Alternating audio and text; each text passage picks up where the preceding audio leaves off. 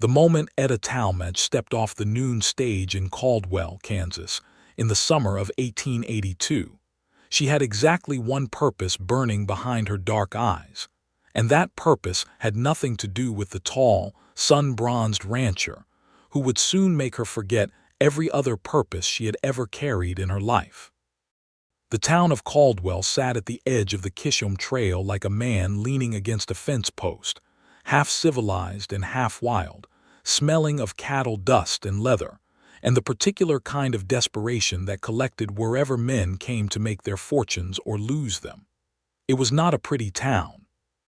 The main street ran in a single sun-baked line between a hardware store, a livery, a land office, a saloon with a faded sign, a modest hotel called the Prairie Rest, and a scattering of other establishments that were either trying very hard to look legitimate or had long since given up the pretense. The sky above Caldwell was immense and indifferent, the kind of blue that made a person feel simultaneously small and strangely free. Etta was 26 years old, and she carried herself like someone who had learned early that the world would not make room for her unless she insisted upon it. She was not tall, but something in the way she moved suggested height, a kind of deliberateness in each step, a refusal to be moved by accident or inattention. Her hair was dark brown, almost black in certain lights, pinned efficiently beneath a traveling hat that had seen better days. Her dress was practical gray wool, too warm for the Kansas summer, but the best she owned for conducting serious business. She carried a leather satchel in her right hand, the strap worn thin from years of use, and inside that satchel were the documents that she believed would change everything. The story of those documents began with her father, Clarence Talmadge, who had died 6 months prior in St. Louis, Missouri, of a fever that took him too fast for anyone to properly say goodbye. Clarence had been a land speculator of modest success and considerable optimism, the kind of man who always believed the next deal would be the one that secured his family's future. He had purchased a parcel of land near Caldwell some 12 years ago, paying cash for 300 acres of good grassland that had since, by all accounts, become considerably more valuable as the cattle trade flourished along the trail. In his papers, Etta had found the original purchase agreement, a letter of correspondence with a local attorney named Hale Pemberton, and what appeared to be evidence that the land had been subsequently sold by someone claiming to act on her father's behalf without his knowledge or consent. The land now belonged, according to the county records, to a man named Dexter Malone. Etta had never met Dexter Malone. She had only read his name in the county record she had obtained at considerable personal expense before boarding the stage west. In her mind, Dexter Malone was an obstacle. He was a symbol of a wrong that needed righting. He was the living embodiment of the injustice that had been done to her father, and by extension to her, and she had ridden 4 days on a rattling stagecoach to tell him so directly and to present him with the legal documentation that would, she was quite certain, compel him to relinquish his fraudulent claim.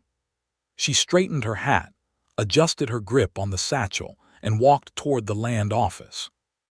The man behind the counter at the Caldwell land office was named Gerald Pickwick, and he had the unhappy face of a person who spent his days managing other people's disputes without the authority to actually resolve any of them. He looked up at Etta with the automatic wariness of someone accustomed to difficult visitors. "I need directions to the Malone property," Etta said without preamble.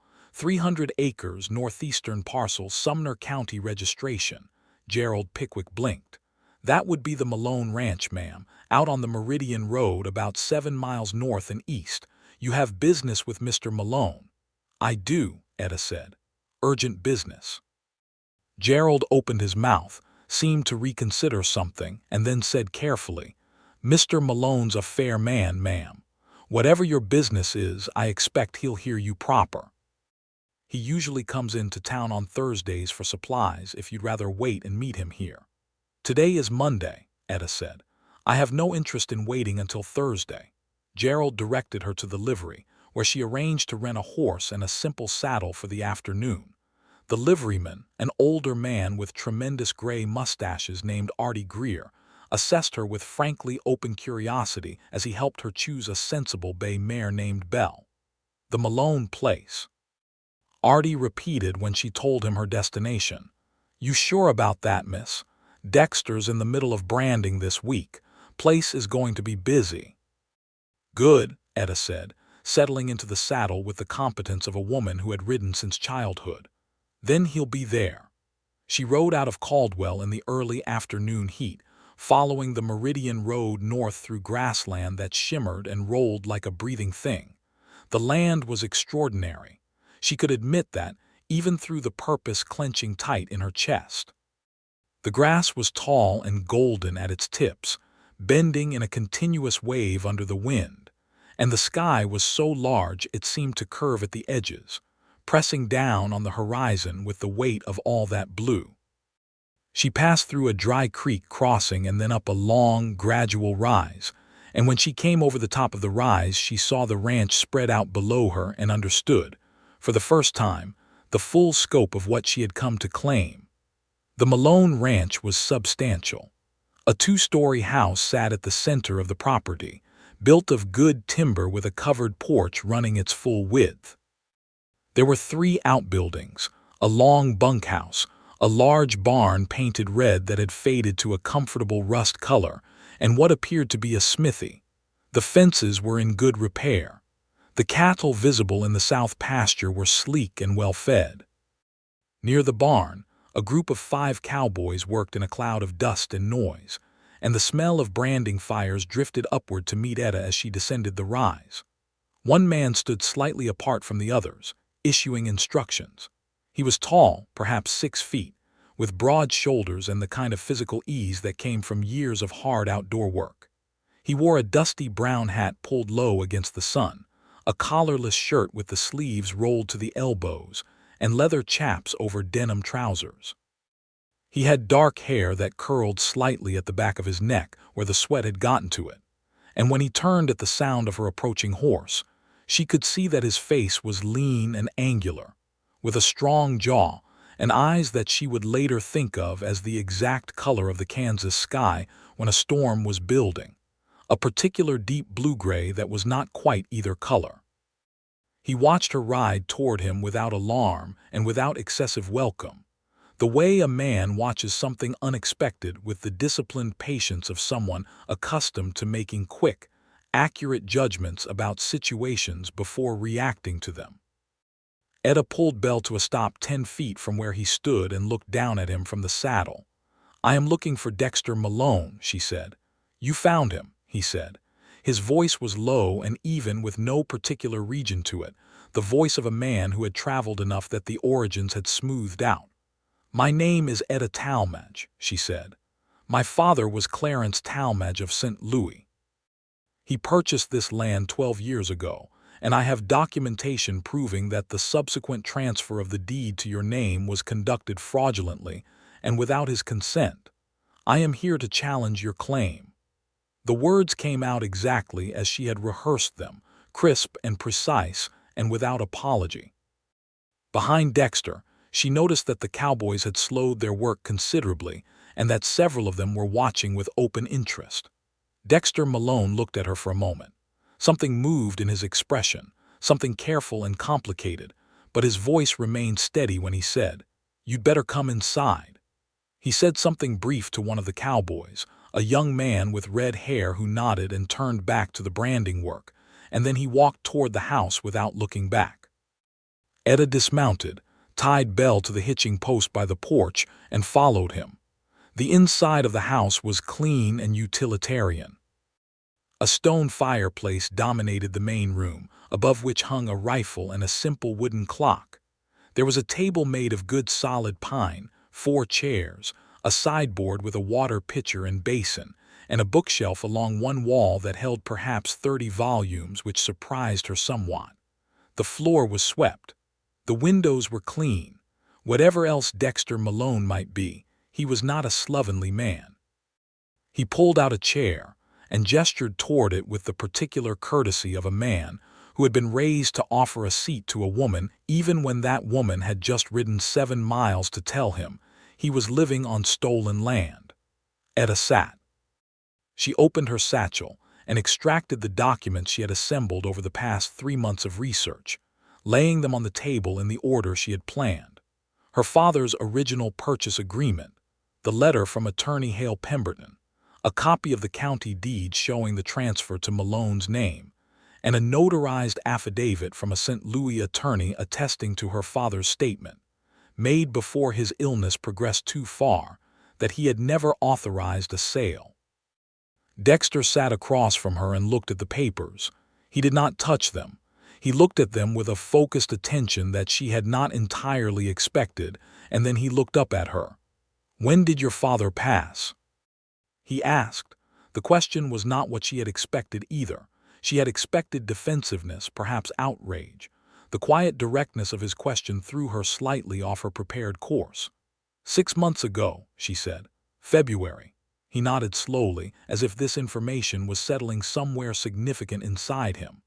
"I'm sorry for your loss," he said, and the quality of it was genuine enough that she found herself momentarily without her next prepared statement. "Thank you," she said, because there was no other honest response to that. "But I am here on a matter of legal principle, Mr. Malone, not for condolences. These documents establish that my father owned this land, and I intend to pursue that claim through the proper legal channels unless you are willing to discuss a resolution here and now." Dexter leaned back slightly in his chair and crossed his arms, not defensively, she thought, but in the way a man crosses his arms when he is thinking carefully. "May I read them?" he said, nodding at the documents. "Please," she said. He picked up the papers one by one and read them with the focused thoroughness of a man who reads slowly because he wants to understand, not because he struggles with the words. Etta sat very still while he read, watching his face, trying to interpret the small shifts of expression that moved across it like weather across open country. When he had finished, he set the papers down and was quiet for a moment. "Miss Talmadge," he said at last, "I purchased this land in good faith from a man named Wesley Croft, who presented himself as the legal agent of Clarence Talmadge. I have papers to that effect. I paid a fair market price. I have the receipt and the signed transfer agreement. Wesley Croft had no legal authority to act as my father's agent," Etta said. "Can you prove that?"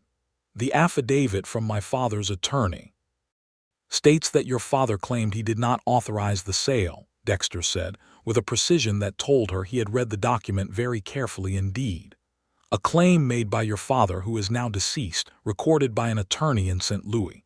It's compelling, Miss Talmadge, but it's not the same as a documented revocation of agency or evidence that Croft committed fraud. For that, you'd need a court to rule on it." Etta stared at him. She had anticipated bluster. She had anticipated a man who would either threaten her or dismiss her. She had not anticipated someone who would engage with the actual legal substance of her claim with this kind of calm, precise intelligence. "Are you a lawyer?" she asked before she could stop herself. The corner of his mouth moved, almost a smile, not quite. "No," he said. "I just read carefully." She looked back at her documents and something uncomfortable settled in her chest. She knew, if she was being rigorously honest with herself, that the papers she had brought today were the foundation of her claim, not the complete structure. The most critical piece of evidence she had was a document her father's lawyer had mentioned in a letter, a signed declaration by her father, explicitly stating that Wesley Croft had no authority to conduct transactions on his behalf, executed 2 years before the land transfer in question. She had the letter referencing that declaration. She did not have the declaration itself. She had not been able to find it in St. Louis. She had believed the other documents would be sufficient to open a negotiation.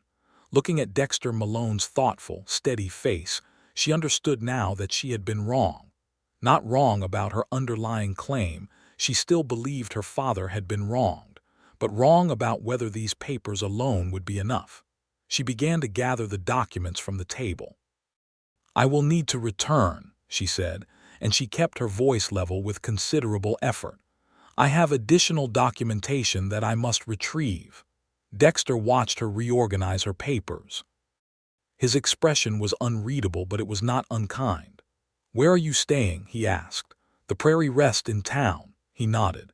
He stood when she stood, out of instinct or habit, and said, "Miss Talmadge, I'm not your enemy in this matter. I want you to understand that. If there was fraud in how this property changed hands, I'd want to know it as much as you do.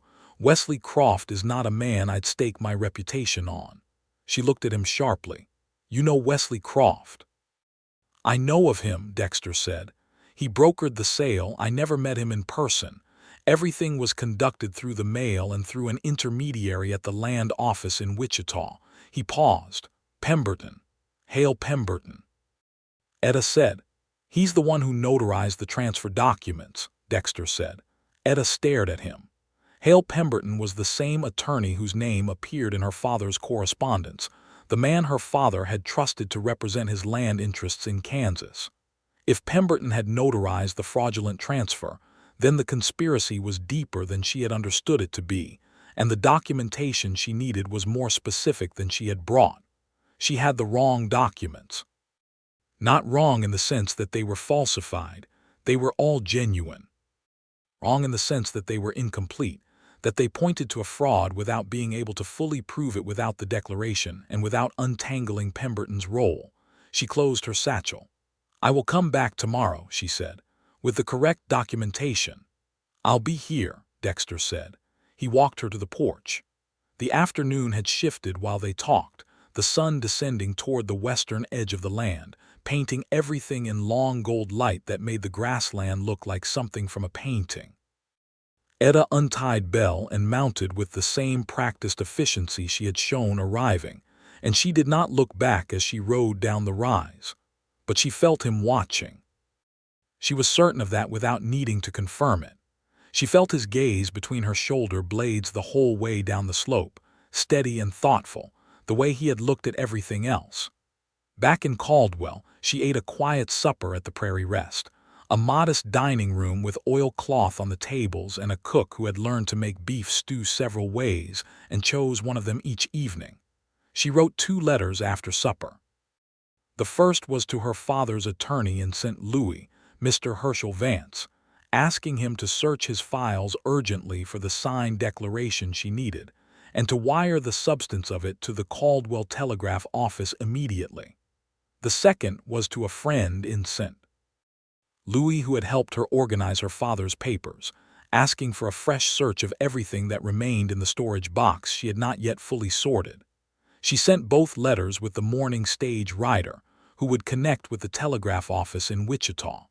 She spent the next morning at the Caldwell land office, asking Gerald Pickwick careful questions about the history of the transfer and the records he held. Gerald was willing to help within the limits of what he knew, which were not extensive. He confirmed that the transfer had been filed by Hale Pemberton's office in Wichita, and that he had seen nothing in it at the time to raise concern. He also confirmed, with a slightly uneasy expression, that Pemberton had retired from law and moved from Wichita to parts unknown approximately 2 years after the transfer had been filed. That timing was not coincidental, Etta was quite sure. She spent the afternoon at the Caldwell Public Library, which was a single room in the back of the church with 3 shelves of books and a table, where she read through every issue of the Caldwell commercial newspaper from the period surrounding the land transfer, looking for anything involving Wesley Croft or Hale Pemberton. She found a small notice, almost incidental, about a land speculation company that had operated in Wichita during the relevant period, a company that had purchased and flipped several distressed properties and whose listed principals included a W. Croft.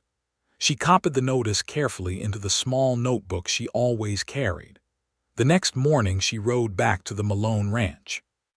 The day was different from the first, overcast and close, the sky the color of old pewter with the smell of rain coming from the west.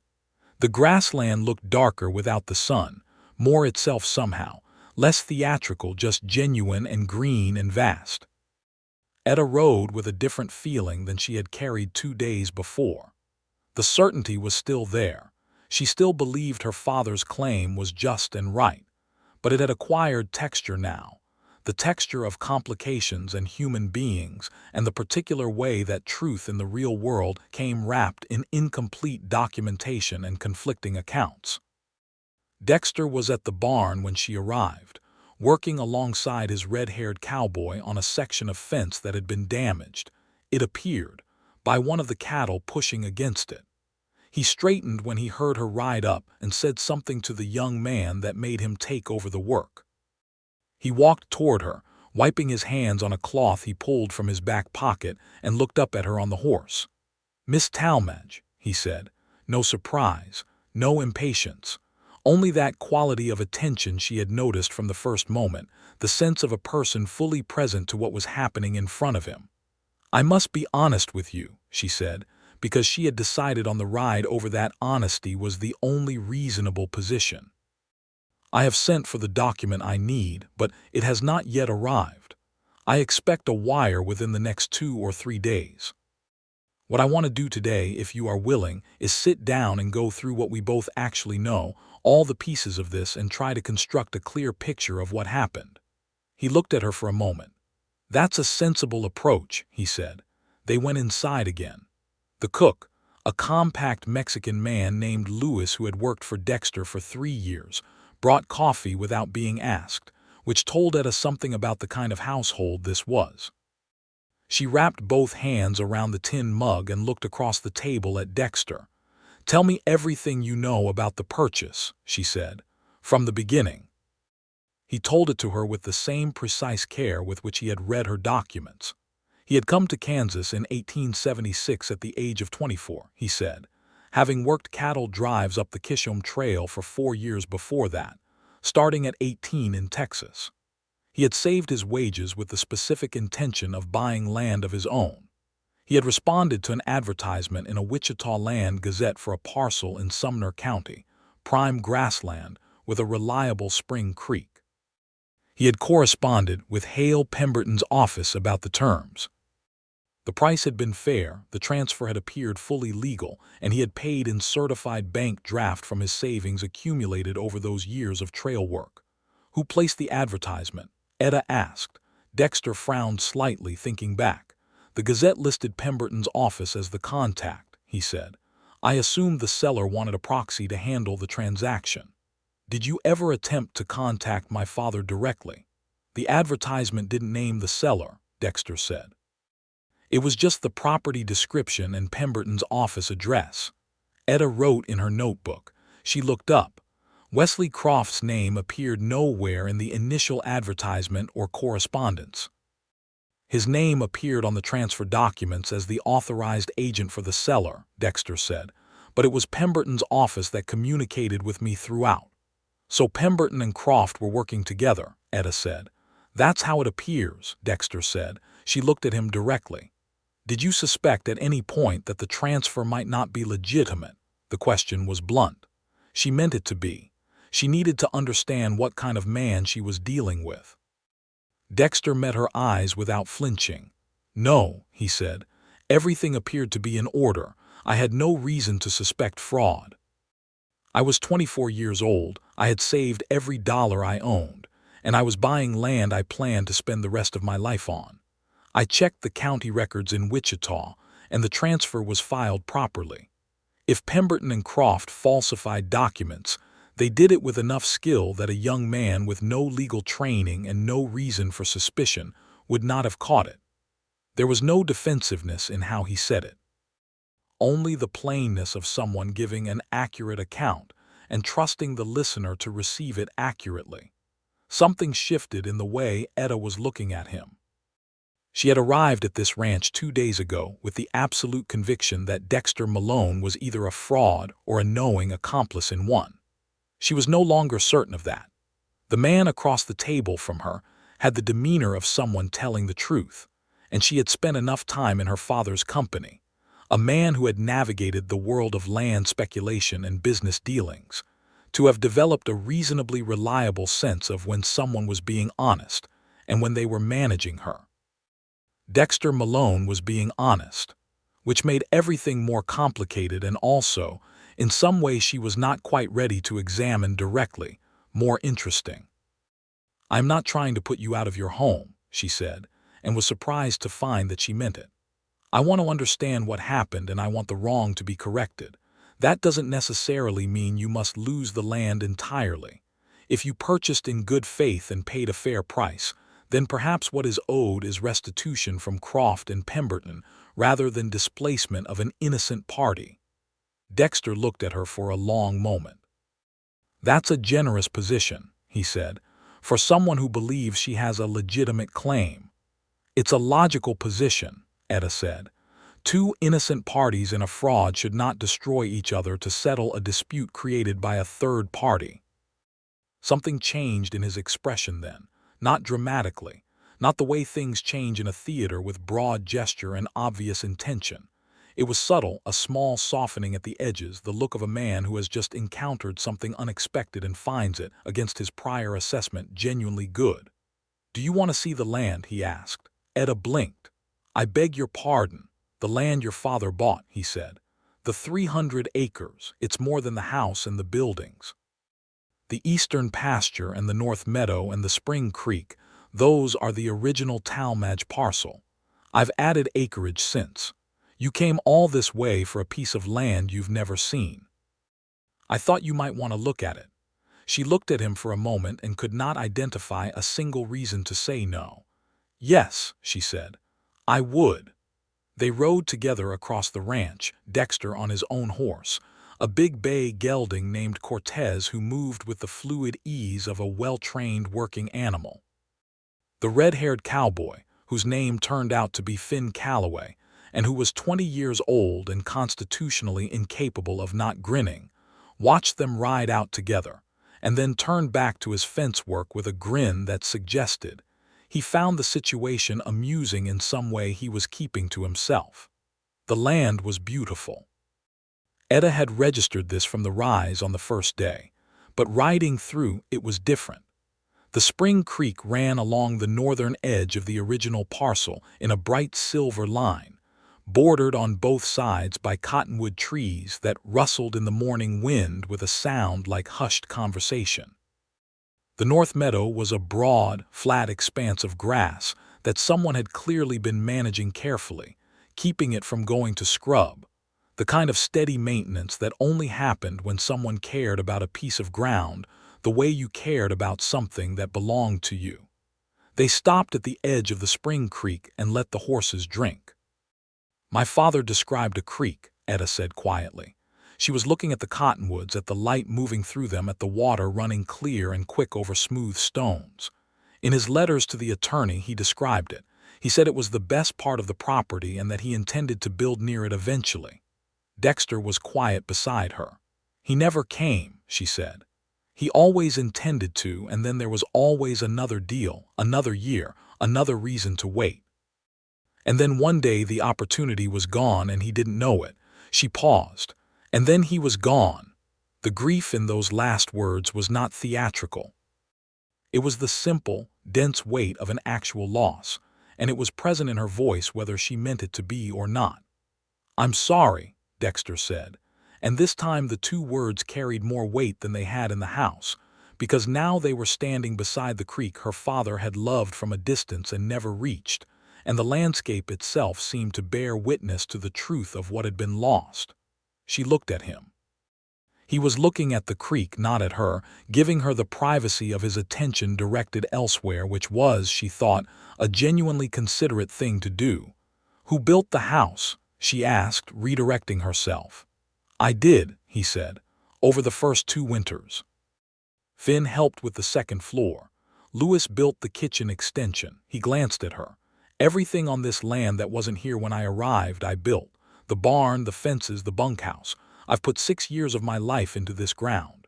She heard what he was not saying, which was that the land question was not simply abstract for him either, that the injustice, if injustice there was, existed in 2 directions simultaneously. "I know," she said. "I know that."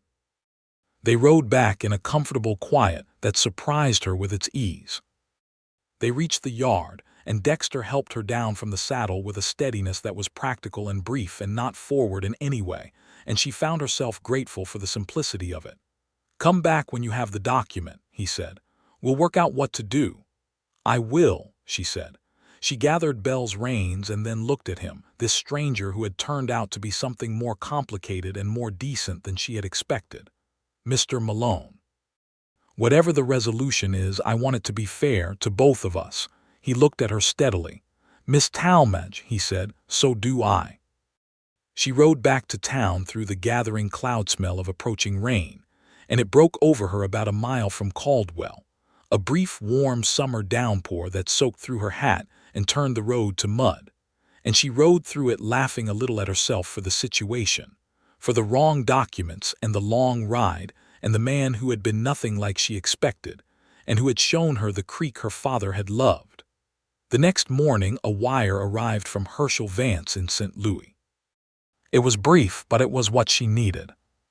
He had found, in a box of Clarence Talmadge's papers that had been stored at his office, a document signed by Clarence in 1874, 2 years before the land transfer, explicitly naming no person as his authorized agent for Kansas property transactions, and stating that any such claim of agency was to be considered fraudulent without a separate written authorization bearing his personal seal.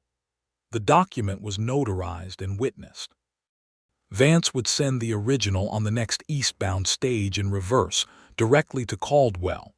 Etta read the wire 3 times. Her hands were steady.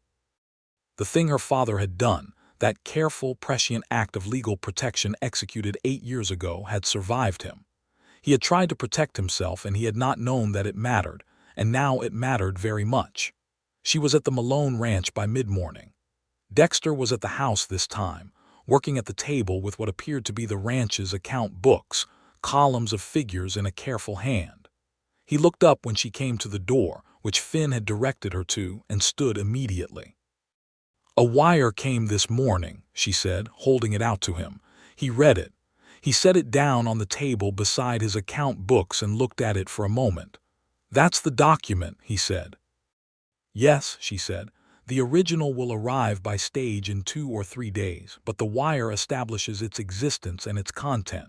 He looked up at her. His expression was serious, processing but not closed. "So your father specifically protected against unauthorized agency transactions before the transfer ever occurred," he said. "Yes." "And Croft presented himself as agent nonetheless." "Yes." "And Pemberton notarized it." "Yes." Dexter was quiet for a moment. Then he said, "Sit down, Miss Talmadge." She sat. He sat across from her, and he leaned forward with his elbows on the table in a way that was entirely different from the careful, measured distance of their first 2 meetings. He looked at the wire. He looked at his account books. He looked at the window through which the morning sun was coming hard and bright after yesterday's rain. "Tell me what you want," he said. "Not legally, not as a matter of documents. Tell me what you actually want from this." The question startled her. No one had asked her that. The lawyers had asked her about evidence. The clerk at the land office had asked her about documentation. Her friend in St. Louis had asked her about strategy. No one had asked her what she wanted. She thought about the creek, about the cottonwood trees rattling in the wind, about her father's letters describing the property with a love he had never got to act on. "I want my father's name on something," she said slowly. "I want there to be a record that this land was his, that it was taken without his consent, and that that wrong was acknowledged. I don't want to put you off land you built with your own hands, but I want the record to be right." Dexter looked at her for a long time. Something was moving through his expression that she was beginning to be able to read, the specific quality of his thinking visible in the small changes around his eyes and the set of his jaw. "The original parcel," he said. 300 acres. North Meadow, Spring Creek, Eastern Pasture. That's what your father purchased." "Yes." "The land I've added since is mine regardless, purchased separately and legally. I have no dispute with that." "What if we file an amended deed?" Dexter said, speaking carefully, as if constructing something as he spoke. "That acknowledges the original purchase by Clarence Talmadge. names the transfer to Croft and through him to me as fraudulent, and establishes you as the legitimate heir to the original parcel, with a separate recorded document noting that I've occupied and improved the land in good faith and have paid market rate to you for it, so that the title can properly remain with me while your father's original purchase is formally recognized in the county record. Etta stared at him. I would pay you, he said, what the land is worth today, not what it was worth when Croft took it. And the record would show your father bought it and that it was wrongly taken from him, and that his heir was properly compensated. That is an extraordinarily fair proposal, she said, and she did not try to conceal the surprise in her voice. It's a logical one, he said, and she heard her own word from the day before reflected back at her, and she understood that he had remembered it and meant her to recognize it, and the small warmth that moved through her chest at that was not entirely about documents. You would need to involve the county court, she said, thinking practically. And we would need to bring the original document when it arrives and file a complaint regarding Croft and Pemberton. I know a judge in Wichita, Dexter said. Honorable man, he'd hear the case fairly. You know a judge, Etta said. I've been in Caldwell for 6 years, Dexter said with that almost smile. I know most of the respectable people within 50 miles. She looked at him.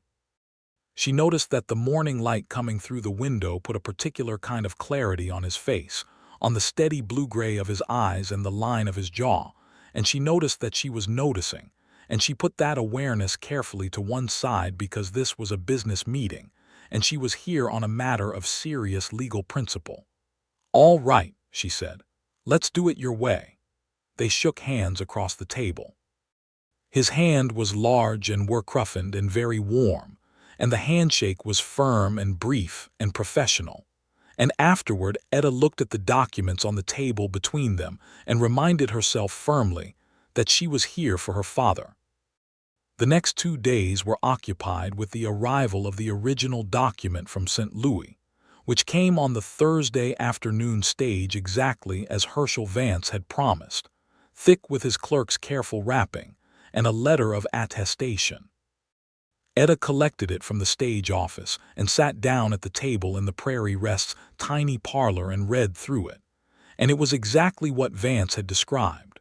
Her father's hand strong and deliberate on the paper, his seal affixed in wax that had darkened over the years to the color of old blood. She had taken to spending evenings on the porch of the Prairie Rest, which faced west and offered a view of the sunset that was, she had to admit, one of the more genuinely spectacular things she had ever seen.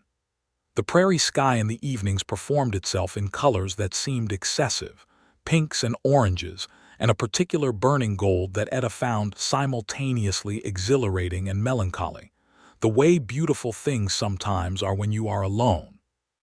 She was sitting on the porch on Thursday evening when a horse came up the main street, and she recognized Cortez before she recognized the man on him, which said something about how much attention she had been paying to both. Dexter pulled up at the rail in front of the Prairie Rest and swung down with the ease of a man who had been getting off horses since before he was old enough to be doing it safely. I came to tell you that I've sent word to Judge Harlan in Wichita, he said, standing with his hat in his hands. He'll be in Caldwell on Saturday for the quarterly circuit sitting. I told him we'd have business for him. Etta looked up at him from the porch chair. That's 2 days, she said. Yes, he looked at her. The evening light was going gold behind him, and he was slightly backlit in a way that made him look like something from a more dramatic story than the one she was currently living. Have you eaten? He asked. The question was not what she expected. She considered it. Not yet, she said. The hotel here has bad beef stew and mediocre cornbread, he said. I've had both on separate occasions when I'm in town for supplies. Lewis is making tamales at the ranch. If you would like company for supper, I have a buggy. Etta looked at him for a moment. The logical part of her mind offered several reasonable objections. The other part of her mind, the part that had been watching the sunset alone and thinking about her father, said yes before the logical part had finished its objections. Give me 5 minutes, she said. The ride to the ranch in the evening was a different experience from the morning rides. The land went purple and soft as the light dropped, and the first stars appeared while they were still on the road, and Dexter drove with an easy competence and said almost nothing. But the silence was of the comfortable kind that only exists between people who have, in a short time, established some unspoken understanding. Lewis's tamales were, as advertised, excellent.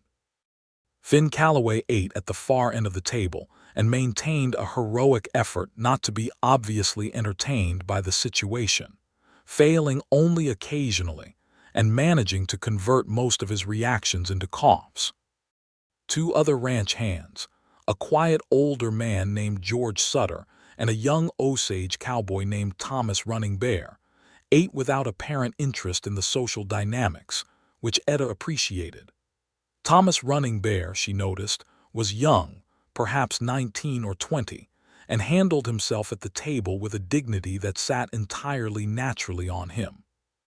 Dexter addressed him with the same directness he used with everyone else, no differently than he spoke to Finn or George or Lewis, and Etta noted this as a thing that told her something real about the man. After supper, Dexter walked her out to the porch and they stood looking at the sky, which was entirely stars now from horizon to horizon, the Milky Way visible as a river of faint light overhead. The night was warm and smelled of grass and distant wood smoke. "May I ask you something?" Etta said.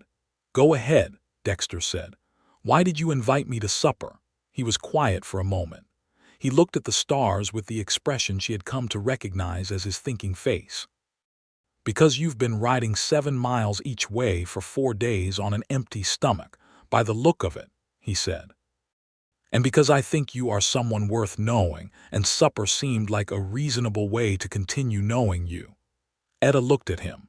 The directness of it was not a practiced line. It did not have the quality of something rehearsed. It was simply honest. The way everything he said was simply honest, and she found that honesty in a person more affecting than she had appreciated before this week. "I think you are also someone worth knowing," she said, with equal directness, because she was not capable of being otherwise. They looked at the stars for a while longer. An owl called from somewhere near the creek, a low, repeated sound in the dark.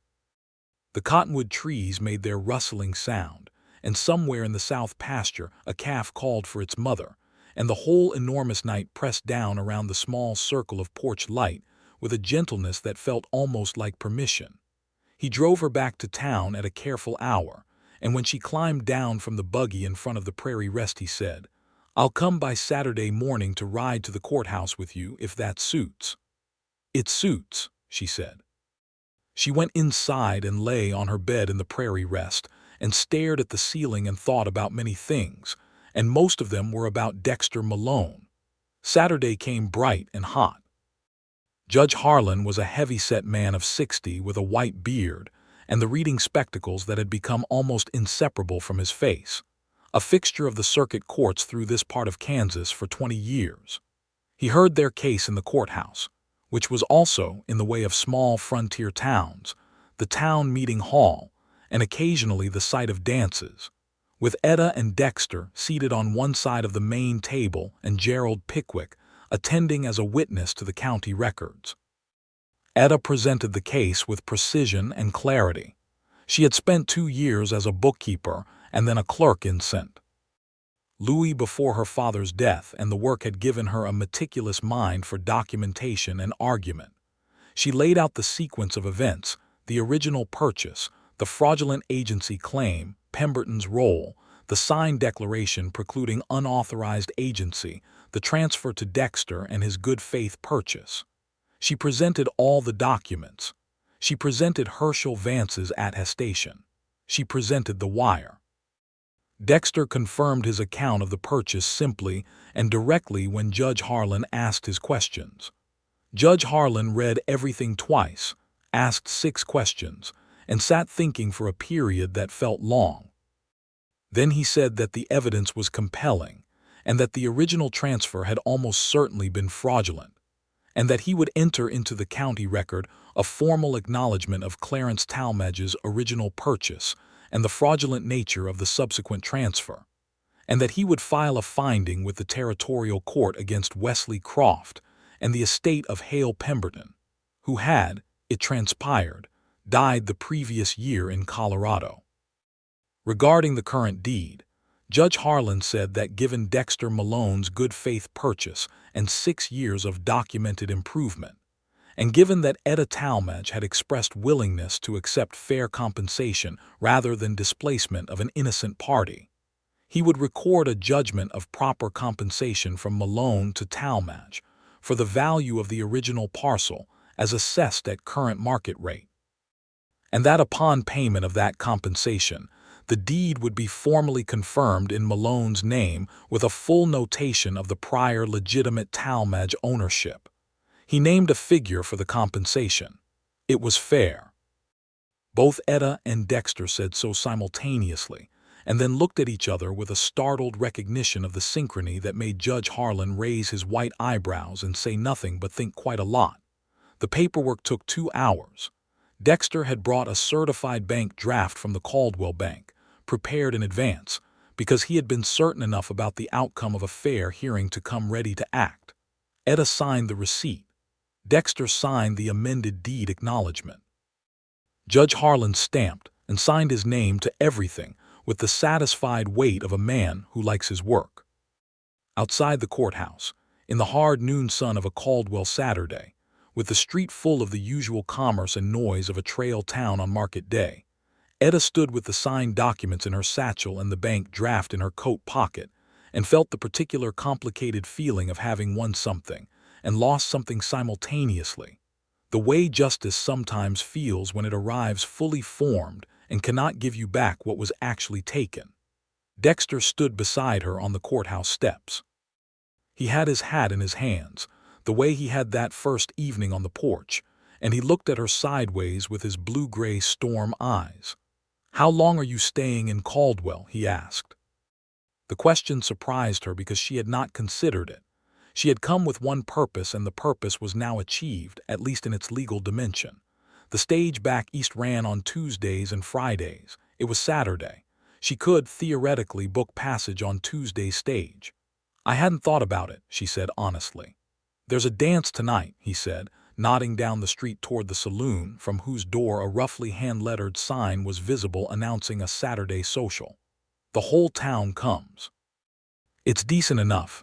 Good music, more or less."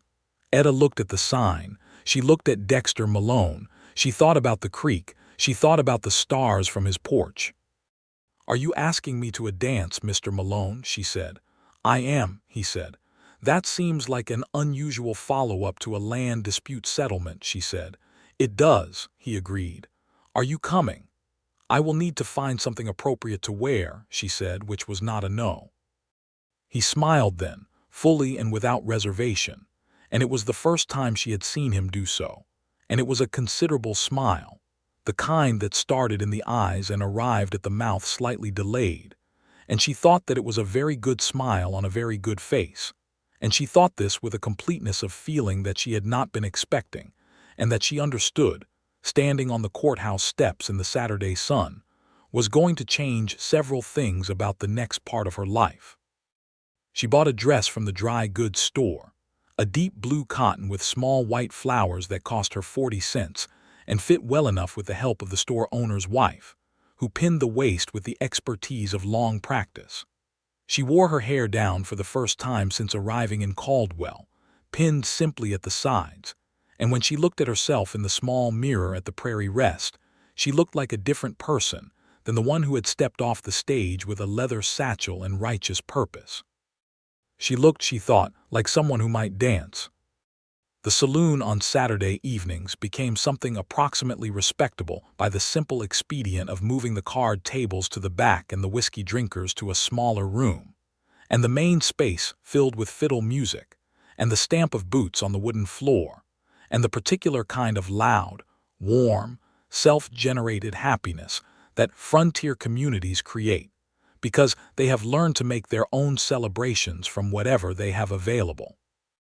The music was 2 fiddles, a stand-up bass, and a man with a harmonica who played with his eyes closed like someone who had found his truest purpose.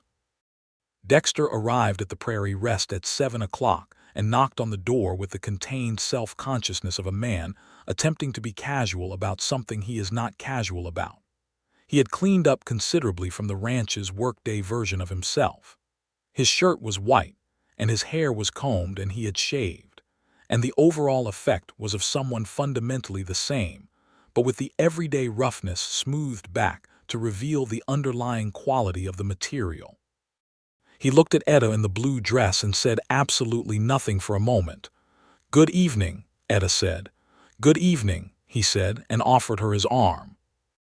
They walked to the saloon in the warm dark, and the music reached them half a block before they arrived, pouring out into the street through the open door with the light and the laughter.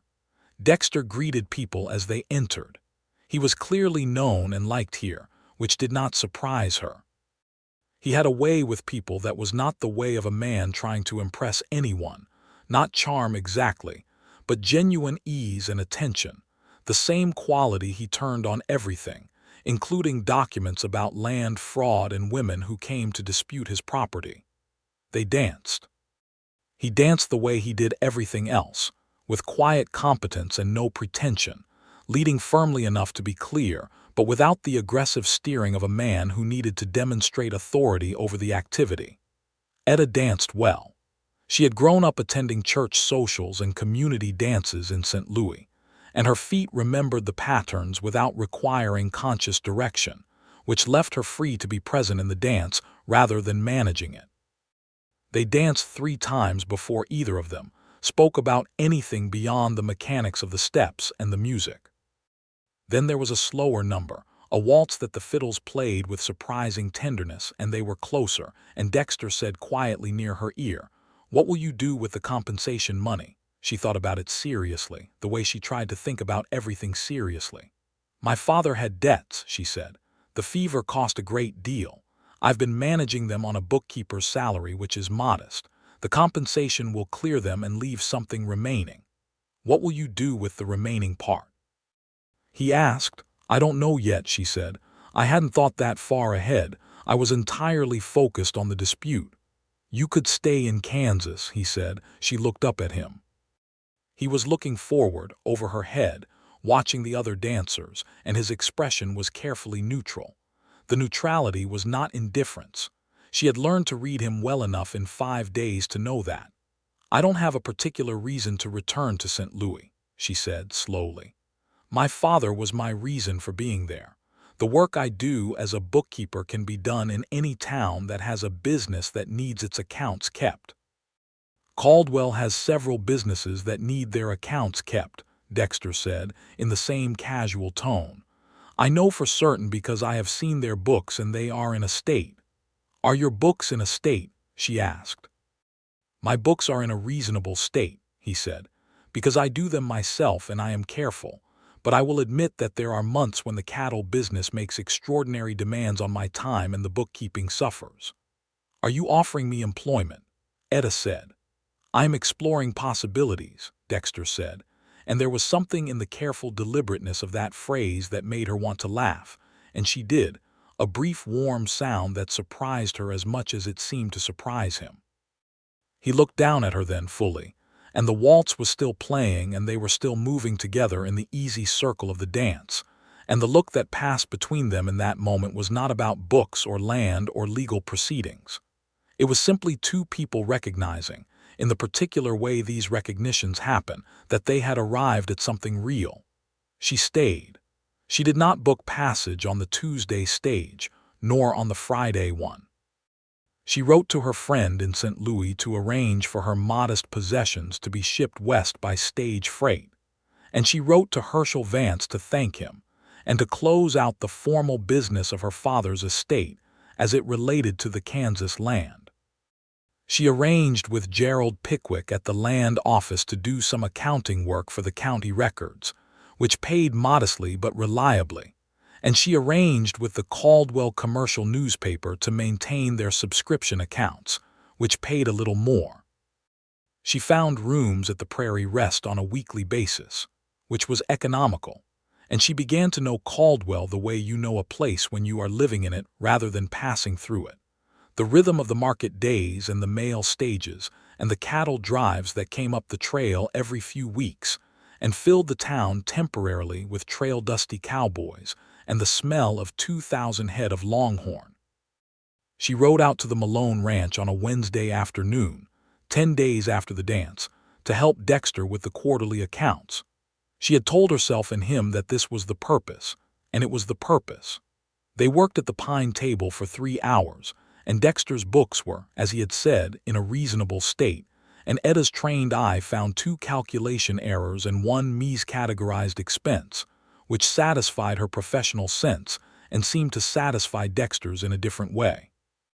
When they finished, Lewis brought coffee and the afternoon had gone long and golden, and neither of them made an immediate move toward ending the visit. "Tell me about Texas," Etta said. "What about it?" "Where you came from before the trail drives." He told her. He had grown up in the Texas Hill Country, the son of a cattle rancher who had died when Dexter was 16, leaving the ranch to a creditor because the debts outweighed the assets. His mother had died when he was 8. He had a sister, Eleanor, married now to a farmer in Arkansas. He had gone to work as a trail hand at 18 because it paid and he was good at it, and because the forward motion of the trail, the continuous purposeful movement toward somewhere, suited a young man who was not ready to be still. "What made you ready to be still?" Etta asked. He looked at the window at the ranch yard visible through it, the barn and the fences and the south pasture green in the evening light. "I found the right place to be still in," he said. She understood that. She thought she had not had that before, the right place. St. Louis had been the place she was, not the place she had chosen. "I lost my mother young too," she said. "She died when I was 12. It was my father and I for many years after." "Was he a good father?" Dexter asked. She thought about Clarence Talmadge, his optimism and his impracticality and his genuine warmth, and the way he always believed the next deal would be the one that secured everything. "He was a loving father," she said. "Not always a wise one, but he loved me very much and I knew it, and that counts for more than wisdom in the end." Dexter nodded, and the nod contained something personal, the nod of someone who knows that about love from experience. "Tell me about the trail drives," she said, and he did. And the afternoon became evening and Lewis fed them both again, and Finn, Calloway, maintained his heroic neutrality with considerably less success than before. And when Dexter drove her back to Caldwell under the full moon, it was late enough that the town had gone quiet, and the moon made the road silver and the grassland on either side a dark whispering sea. He stopped the buggy in front of the prairie rest and stepped down to help her, and when she was on the ground they were very close, closer than the occasion strictly required, and she looked up at him in the moonlight. He said her name, not Miss Talmadge, her name, Etta. "Yes," she said to the question he had not yet asked, because she understood what was coming and she wanted him to know before he had to find the words that her answer was yes. He kissed her. It was not a tentative kiss. It was the kind of kiss that a man gives when he is certain enough to be clear about what he means, warm and direct, and accompanied by his hand at her jaw in a way that was careful and entirely sure of itself simultaneously. She kissed him back with an equal certainty, because she was, as she had established in everything else this week, a woman who did not do things by halves. When they separated, she looked at him in the moonlight and said, "I should go in."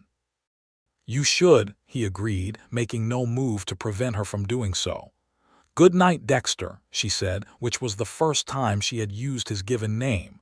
"Good night, Etta," he said, and watched her to the door. She went to her room and sat on the edge of the bed and looked at her hands and felt the particular state of the world that exists when something important has just happened, and you are still in the initial moments of understanding what it means.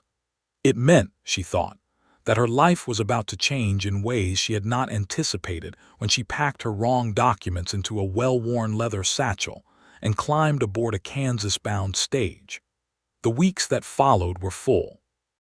Dexter rode into Caldwell twice a week on the days he came for supplies, and on those days he and Etta would eat dinner at the hotel or walk along the river that ran at the edge of town, a modest creek that had been dignified with the name Arkansas, despite its relatively humble character at this latitude. They talked about everything.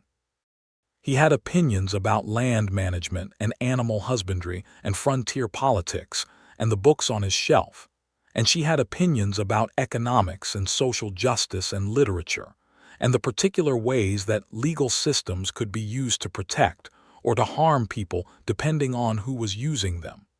They disagreed occasionally and productively. He was more conservative by temperament, inclined toward trusting established practice. She was more inclined to question systems that she had seen fail people who had no recourse against them. They pushed against each other's positions and then returned to agreement at a level deeper than the disagreement, which was the best kind of arguing. She told him, on a Wednesday afternoon at the ranch while they were walking along the spring creek, about the years after her mother's death, the particular loneliness of being a motherless girl in a household managed by an optimistic, well-meaning man who understood cattle deals better than he understood the emotional needs of a 12-year-old. She told him about teaching herself to cook and to sew and to keep household accounts because someone had to, and about reading every book in the Talmadge household library, because books were company that did not require her to be fine when she was not fine. Dexter listened with the quality of attention she had recognized from the first meeting, complete and unhurried, the kind of listening that made the person being listened to feel that what they were saying mattered and would be held carefully. He told her in return about the year after his father died, 15 years old with no money and a creditor's man at the door, the specific texture of that helplessness, and about how the trail drives had given him back a sense of agency, the knowledge that his own work and skill and judgment were sufficient to carry him forward in the world. They were sitting on the creek bank under the cottonwoods when he said, "I want you to know that I'm serious about you." Etta looked at the creek for a moment, at the quick bright water over the smooth stones. "I know that," she said. "I've known that. I want you to know that when I say serious, I mean the kind of serious that leads somewhere," he said. "I'm not a man who does things by half measures." "No," she said. "You are definitely not that." She looked at him. He was looking at her with the direct, steady attention he gave everything, and it was the same quality she had noticed that first afternoon in the barn yard when she had ridden up to dispute his deed, the same quality that had made her revise her expectations within the first 5 minutes of meeting him. "I am also serious," she said, "in the same way you mean it." He took her hand from where it rested on the creek bank grass and held it, simply and without theatrical intention, the way a man holds something he is certain he wants to keep. October came to Caldwell with cooler winds and skies that went the color of pewter and copper by turns. The cattle drives thinned as the season wound down. The town quieted from its summer intensity into something more settled, more itself. Etta had taken on enough bookkeeping work with 3 Caldwell businesses and the county land office to support herself adequately, and she had moved into a set of proper rooms above the hardware store, 2 rooms and a small kitchen, which felt, for the first time in several years, like a home rather than a temporary arrangement. She was working at her kitchen table one Saturday morning in mid-October when Dexter arrived on Cortez without prior announcement, which he occasionally did on Saturdays when the ranch work permitted, and knocked on her door with his hat in his hand. She opened the door. He looked at her for a moment with something in his expression that she had not seen before, a kind of suppressed nervousness that was so at odds with his characteristic steadiness that it made her want to smile. "Come in," she said. "I'll make coffee." "Etta," he said, and then stopped.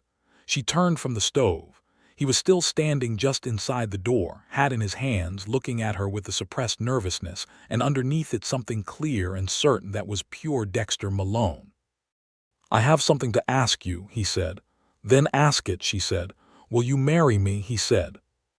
Directly, simply, without preamble, the way he did everything, without artifice or excessive decoration, just the true thing stated plainly. She looked at him standing in the doorway of her small Kansas kitchen in his good Saturday shirt with his hat in his hands and the October light behind him, and she thought about the stage she had boarded in St. Louis with the wrong documents and the righteous purpose, and the creek her father had loved from a distance and never reached, and the man who had shown it to her with a generosity she had not expected. "Yes," she said, "I will." He crossed the kitchen in 2 steps and took her face in both hands and kissed her forehead and then her cheek and then her mouth, and she put her hands flat against his chest and felt his heart working under her palms, steady and strong, the heart of a man who had been waiting to be still in the right place. They were married on the first Saturday of December 1882 in the small Methodist church at the edge of Caldwell by Reverend Thomas Alcott, who had been the town's minister for 8 years, and who married people with a warm competence that suggested he found it the best part of his work. The church was full. Caldwell was a town that knew Dexter Malone, and had spent the fall watching the development of his acquaintance with the determined woman from St. Louis with the leather satchel and the land dispute, and the general consensus, expressed in various forms across the town's social fabric, was that this was one of the better outcomes anyone had witnessed in recent memory. Finn Calloway stood up with Dexter, grinning with such wholehearted celebration that the Reverend had to gently redirect his attention twice. Lewis had cooked the wedding supper himself, refusing all assistance, and the result was 4 hours of the best food most of the wedding guests had ever eaten in Kansas. Thomas Running Bear played the fiddle at the dance afterward, and it turned out he played it with the same self-contained grace with which he did everything, and the music was genuinely beautiful. Etta wore a dress of cream-colored wool that she had made herself over 3 weeks of winter evenings, simple and well-fitted, and she wore her dark hair loose and braided with a ribbon of white silk that had cost her more than she had intended, and that she did not for a moment regret. Dexter stood at the altar and watched her walk toward him with an expression that several people in the church found quietly devastating in its directness and completeness, the face of a man who is not surprised by something wonderful because he has been working toward it with full knowledge of its worth. She reached him. He took her hand. "Etta," he said, very quietly, just her name, just that, before the Reverend began. "Dexter," she said back to him. Reverend Alcott married them into the Kansas winter afternoon with words that were plain and true, and they said the things they had agreed to say to each other, and they meant them with the specific gravity of 2 people who had arrived at this moment via a route that had included land fraud documentation and wrong papers and multiple return trips and a moonlit kiss and many evenings of honest conversation beside a prairie creek. Life at the Malone Ranch settled into a shape in that first winter that felt, to both of them, like something that had been waiting to be inhabited. Etta brought her books and her account ledgers and her precisely organized filing system, and within a month, the ranch's administrative dimension was running with a clarity that delighted Dexter in a professional sense and in every other sense besides. She learned the ranch work not because it was required, but because she found the land genuinely compelling, the rhythms of it, the seasons of cattle and grass and weather. She rode the property every week in those first months, familiarizing herself with every part of it, including and especially the original 300 acres that had been her father's. She walked the north meadow in the snow and stood beside the spring creek when it ran slow and cold under a skim of ice at its edges, and the cottonwoods were bare, and she felt her father there in a way that was not grief exactly, more like acknowledgement, the sense of something completed. She planted a cottonwood sapling in the spring, 100 yards from the main house, in the spot where her father had said, in his letters, that he would have liked to build.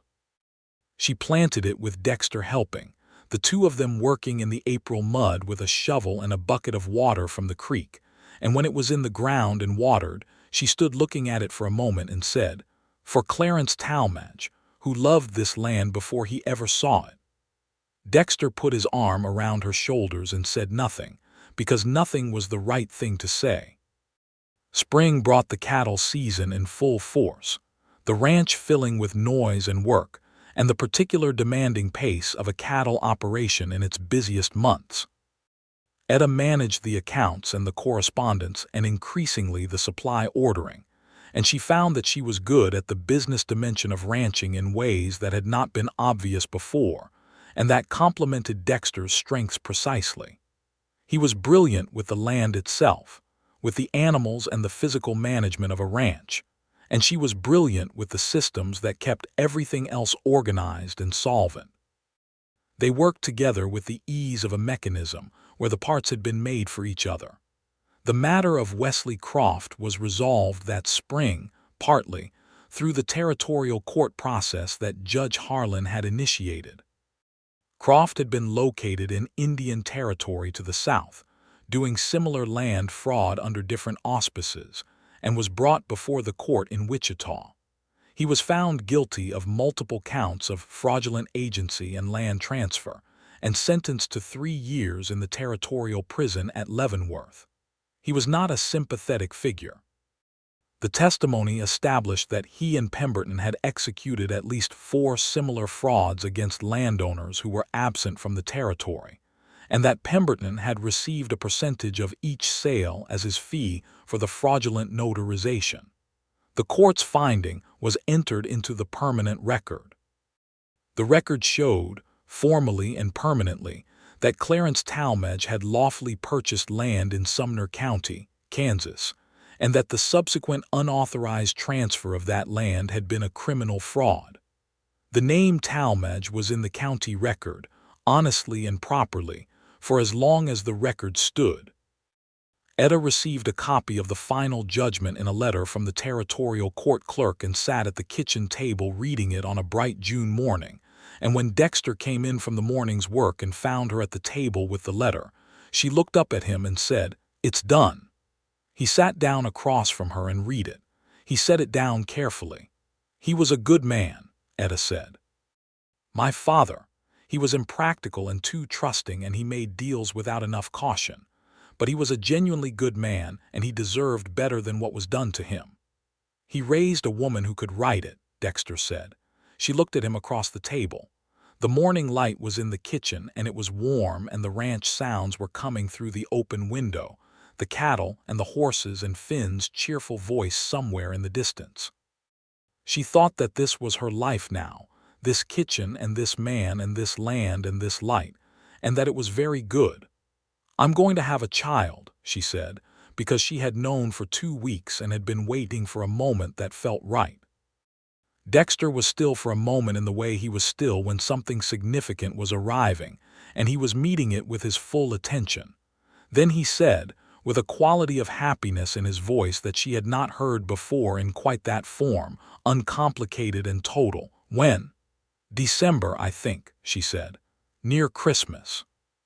He came around the table and crouched beside her chair and took her hands and looked at her with the storm-blue eyes that she had been looking at for a year now and still found entirely absorbing.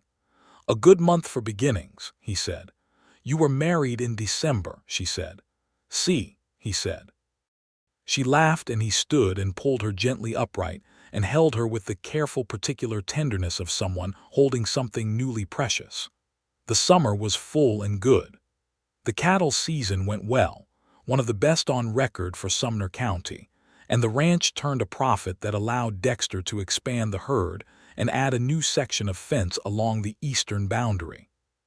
Finn Calloway fell seriously in love with the daughter of the hardware store owner, a serious-minded young woman named Clara Hobbs, and Dexter and Etta hosted the courtship with benevolent amusement. Thomas Running Bear, at 21, had become the most skilled cowhand on the ranch and had also begun, quietly and with great dignity, to spend time with a young Osage woman from the territory to the south, visiting on his days off with the self-contained purposefulness that characterized everything he did. Etta's pregnancy was uncomplicated through the summer and into the fall. She did not slow down appreciably, which surprised the women of Caldwell who thought she should, and did not particularly surprise Dexter, who had been paying attention. She continued riding until October, when the practical considerations of her condition made the saddle genuinely uncomfortable, and then she switched to the buggy, and then to primarily working at the ranch rather than making the Caldwell trips herself. In the long evenings of autumn, she and Dexter sat on the porch, she with her wool work and he with whatever needed thinking about, and they talked about the child coming and what they hoped for, and they talked about the future of the ranch and the changing nature of the cattle trade as the railroads pushed further west, and they talked about books and about things they had read and about the nature of justice and the shape of a good life. She told him about the idea she had been forming slowly through the summer, tentatively and then with more conviction. She wanted to write about the land fraud cases that had occurred throughout Kansas and the territory, to document them systematically, because she had learned in her research that her father's case was not isolated, that what Croft and Pemberton had done they had done to others, and that many of those others had lacked the resources or the determination to challenge it. "I want there to be a record," she said, "not just in a court filing, a proper documented account that people can read, so that it doesn't keep happening to people who can't fight back." Dexter looked at her in the firelight, this woman who had arrived at his gate with a satchel full of insufficient documents and the most uncompromising sense of justice he had ever encountered in a person. "Write it," he said. "You don't think it's impractical?" she asked. "I think it's necessary," he said, "which is usually what you think when you decide to do something." She smiled at him. "You know me very well." "I intend to keep knowing you for a long time," he said. "I expect to get considerably better at it." Their son was born on December 18th, 1883, a year and 2 weeks after their wedding, in the upstairs room of the ranch house with the help of Caldwell's doctor and a very competent midwife named Mrs. Elsa Brandt, who had delivered half the children in Sumner County, and who managed the whole event with a calm authority that Etta appreciated tremendously. It was a hard winter night, cold enough that the windows had frosted, and the fire was built high in the bedroom fireplace, and the oil lamps were lit, and Dexter sat in the hallway for 4 hours that were, by his own private estimation, the most difficult 4 hours he had ever spent, and the relief when he heard the baby's first cry was so complete and overwhelming that he sat still for a full minute before he could get to his feet. Mrs. Brandt came to the door and said, "A boy, Mr. Malone." "A healthy boy, and your wife is fine." He went into the room. Etta was propped against the pillows, looking tired in a way he had never seen and triumphant in a way he had never seen, and entirely herself in the way he had always known, and she was holding a red-faced, surprisingly emphatic infant with dark hair that appeared to have arrived already formed. "Come here," she said.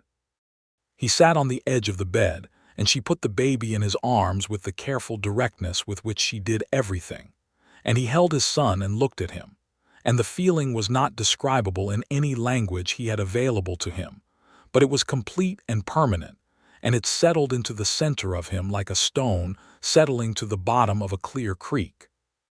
"What shall we call him?" Etta asked. They had discussed names throughout the autumn without settling, one of the few conversations they had conducted without reaching resolution. Now Dexter looked at his son's face, at the particular determined set of an infant's expression, and he said, "Clarence." Etta was quiet for a moment.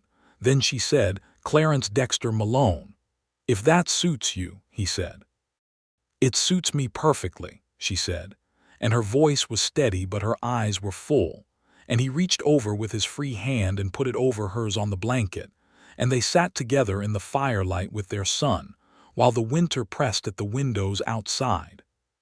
Clarence Dexter Malone was a loud, active, thoroughly healthy baby who grew into a loud, active, thoroughly healthy toddler with his mother's dark eyes and his father's deliberate quality of attention. He was walking before his first birthday and talking in full sentences by 18 months, and he had a habit of sitting very still and watching things with a concentration that made both his parents laugh with recognition. Finn Calloway married Clara Hobbs in the spring of 1884, in a ceremony that was considerably less organized than Dexter and Etta's wedding but considerably louder, which suited all parties. Finn continued at the Malone ranch with the contentment of a man who has found his place, and Clara visited frequently with a practical, direct quality that she and Etta shared, and that meant they became genuine friends rather than merely friendly. Thomas Running Bear took his leave of the ranch in the summer of 1884 with Dexter's gratitude and his best horse and a reference letter that Etta had written with detailed specificity and genuine admiration. He had decided to return to his people in the territory, where he had family obligations that required his presence. He left with the same self-contained dignity with which he had done everything, and Dexter shook his hand at the gate and said that the ranch had been better for his presence, and that he was welcome back whenever the road brought him this way, and Thomas nodded once and rode south into the territory. Etta's document on land fraud in Kansas was finished in the winter of 1884, 200 pages of careful, sourced, documented account of the practices she had uncovered. She sent it to a legal journal in Wichita and to a reformist newspaper in Kansas City, and the newspaper published a condensed version in 4 installments that created a notable amount of conversation and some outrage among readers who had themselves been affected by similar practices. The legal journal published the full document as a special monograph. She received letters from 3 separate people who had experienced similar frauds and had not known where to take their cases, and she helped each of them, writing careful letters of advice and connection to the appropriate legal resources. It was not famous work. It did not change the law immediately, and she did not expect it to. But it was true work, carefully done, and it documented what had happened to real people, including her father, with precision and humanity and without sentimentality. She kept the copy with her father's name in it on the shelf in the ranch house study, beside his original land purchase agreement, which hung in a simple frame on the wall. Clarence Talmadge, 1870, Sumner County, Kansas. 300 acres, good grassland, reliable spring creek. The best part of the property. In the spring of 1885, a second child was on its way, and this one arrived in September, quick and unceremonious. A girl with Dexter's blue-gray eyes who announced herself at dawn on a September morning, with a clarity of intent that made Mrs. Brant say she had never heard a baby so certain of its own existence. They named her Alice Pearl Malone. She was, from the first, a different kind of person from her brother, quieter in noise but more active in motion, and she had from infancy a way of looking at things, particularly outdoor things, the sky and the grass and the animals, with an expression of complete absorption that made her father think of someone he knew. On a Saturday afternoon that fall, Dexter was at the creek with both children, Clarence now almost 2 and Alice 2 months old in her wrapped carrier on his back, watching the water run over the stones. Etta came down the bank with 2 mugs of coffee and sat beside him. "Look at her," Dexter said, nodding toward Alice, who was regarding the cottonwood trees with her blue-gray eyes wide and absolutely focused. Etta looked. "She loves it," she said. "She's 3 months old," Dexter said with some wonder. "My father said some people are born knowing what they love," Etta said. "He was wrong about many practical things, but he was right about that." The cottonwood she had planted for her father, the sapling from the spring of 1883, had grown into a young tree over 2 years, its trunk now as thick as a man's wrist, its leaves turning gold in the September air. It was not yet the large tree it would become, but it was undeniably a tree, living and growing on the land her father had loved.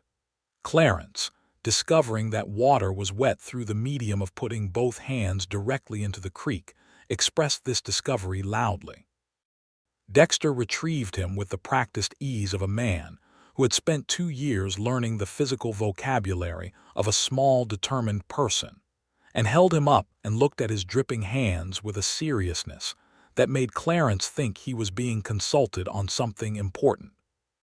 Etta watched them and held her coffee in both hands and felt the weight and the warmth of everything around her, the land and the trees and the creek and her husband and her children, and she thought of the woman who had stepped off a stage 2 years ago with wrong documents and a purpose and a grief that had not yet worked itself through her. And she thought that woman would not have recognized this moment as the destination she was heading toward. But then, she thought, that was often how the best things happened.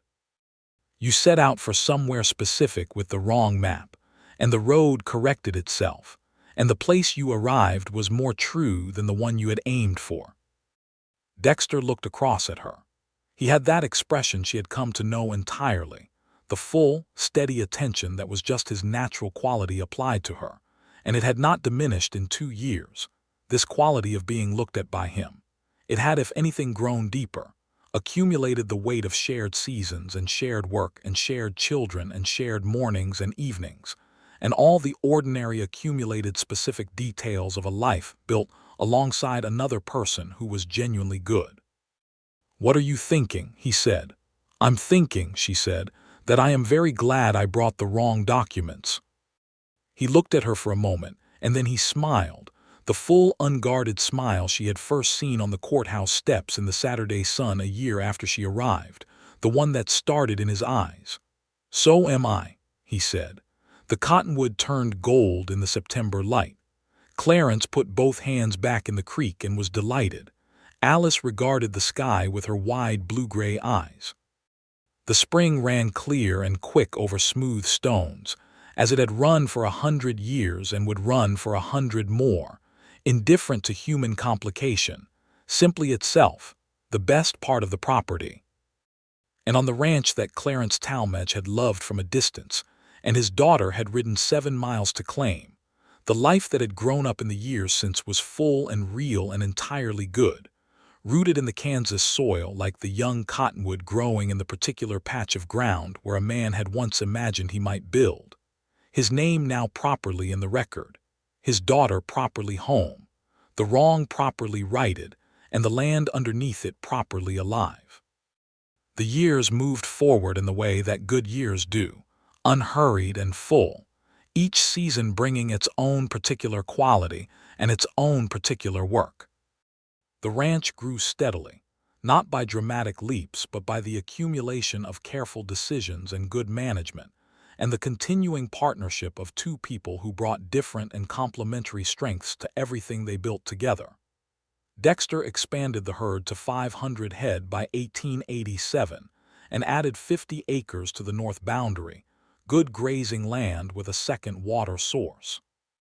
Etta took on the account management for 2 additional Caldwell businesses and continued her writing, producing a second monograph on water rights disputes in frontier counties that was published by the same legal journal in 1886 to similarly useful effect. Clarence started his schooling at the Caldwell schoolhouse in 1888, at 5 years old, walking in every morning with the specific determined march of a child who takes things seriously, his father's lunch pail in his hand and his mother's dark eyes watching him from the gate until he turned the corner. He learned to read with a speed that pleased his teacher considerably, and was, in the assessment of everyone who knew the family, clearly his parents' child in the best possible way. Alice, at 3, was already the person she was going to be, which was a person who preferred the outdoors to any indoor activity, and who had an astonishing ability to sit perfectly still and watch animals. Whether cattle or horses or the coyote, she once observed from 20 feet away in the North Meadow, while Dexter was working nearby, and didn't notice either the child or the coyote until Alice pointed at it calmly.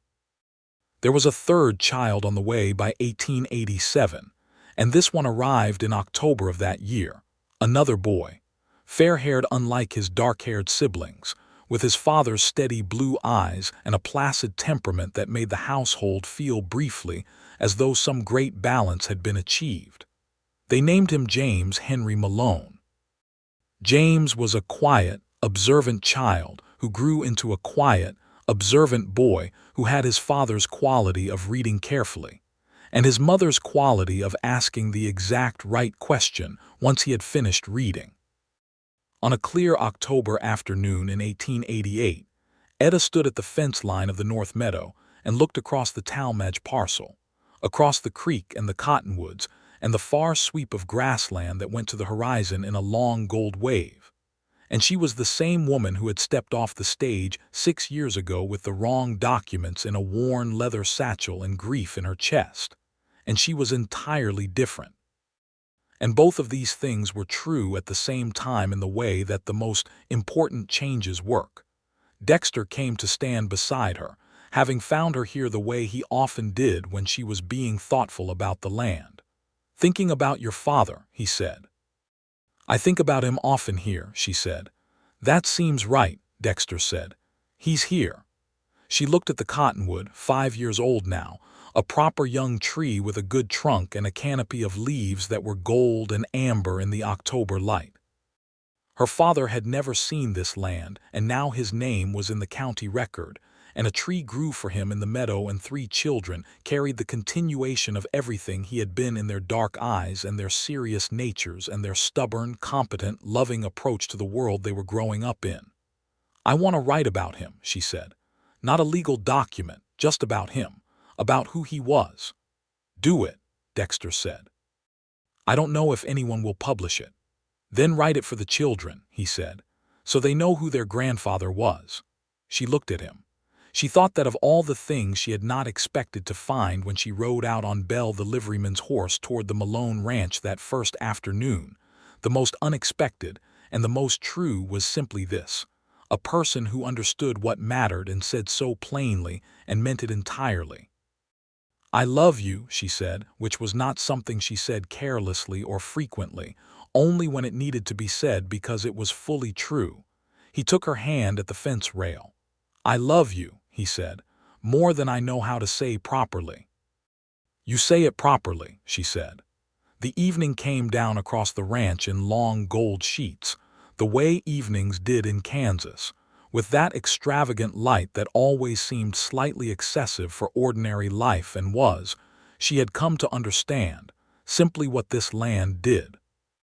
It offered itself fully and without apology, all that sky and all that grass and all that astonishing light, and you could take it or you could ride past it on the stage with your eyes on your documents, and either way the land would continue being exactly itself.